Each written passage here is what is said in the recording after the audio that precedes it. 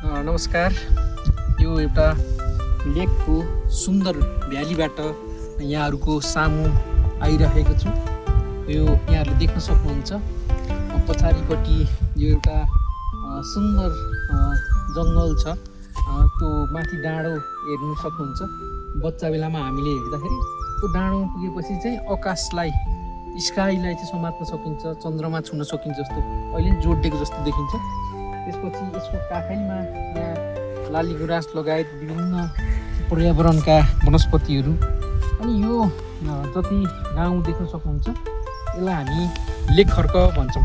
हाम्रो दोलखा जिल्लाको माथि एउटा लेकको खर्क सानो भ्याली पनि नभनौँ, पाहाडको काखमा रहेको बस्ती हो।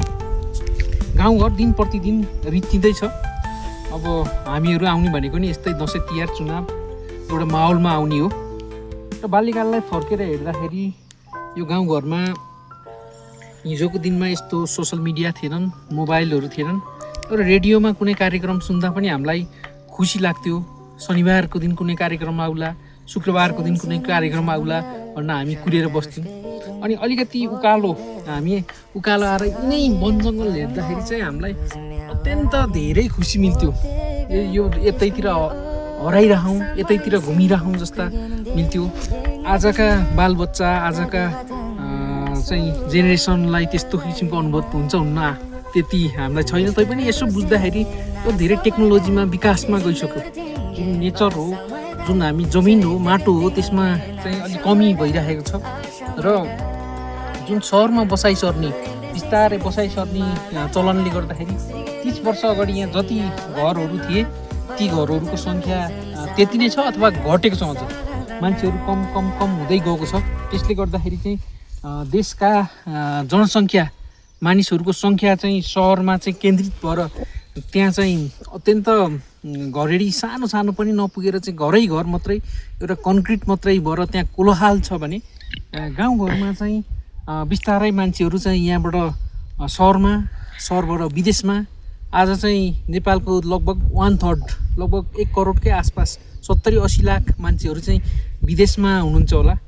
इन्डियाको गल्लीतिर गयो भने हरेक ठाउँमा नेपाली भेटिन्छ। तपाईँको खाडीतिर, यो मध्यपूर्वतिर त्यति नै धेरै मान्छेहरू भेटिन्छ।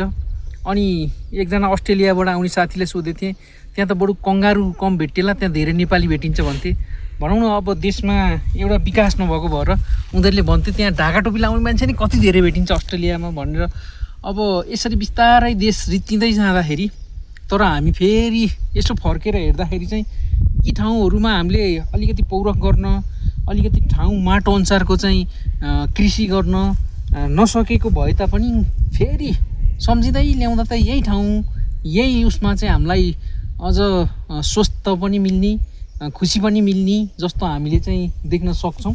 र यो गाउँलाई अबका जुन प्लानिङहरू आइरहेछन्, सारा विकास गर्नुपर्ने भन्ने आइरहेछ, त्यही क्रममा चाहिँ अलि विकासले फड्को मारेर हामी चाहिँ यही माटोमा फर्क्यौँ भने यो जुन जलवायुको कुरा छ, केही समयपछि अलिकति तलका ठाउँ त समुद्रहरू तातेर त्यो चाहिँ डुब्ने, त्यहाँ बस्नै नसक्ने भएर चाहिँ माथि मान्छेहरू चाहिँ 1 अरब मान्छे नै भनौँ न 50-60 वर्षमा चाहिँ चिसो ठाउँ खोजीमा माथि आउने भन्ने कुरा छ। त्यो बेलामा चाहिँ यो ठाउँ पनि चाहिँ मान्छेको लागि अति उपयुक्त हुन्छ कि जस्तो लाग्छ। आज हाम्रो यो गाउँ आएको खण्डमा हामीले यो सैर गरेर निकै रमणीय गऱ्यौँ। यो जुन धुवा देख्दै हुनुहुन्छ यसलाई चाहिँ हामीले यो बारी पोल्ने भन्छौँ। यहाँनिर चाहिँ जति पनि साना जति झाडीहरू हुन्छन् जसले चाहिँ हामीलाई चाहिँ खेती गर्न चाहिँ त्यसले चाहिँ बाधा गर्छ, त्यसलाई चाहिँ जम्मा गरेर यसरी पोलिन्छ अनि त्यसपछि त्यसलाई मलको रूपमा प्रयोग गरिन्छ।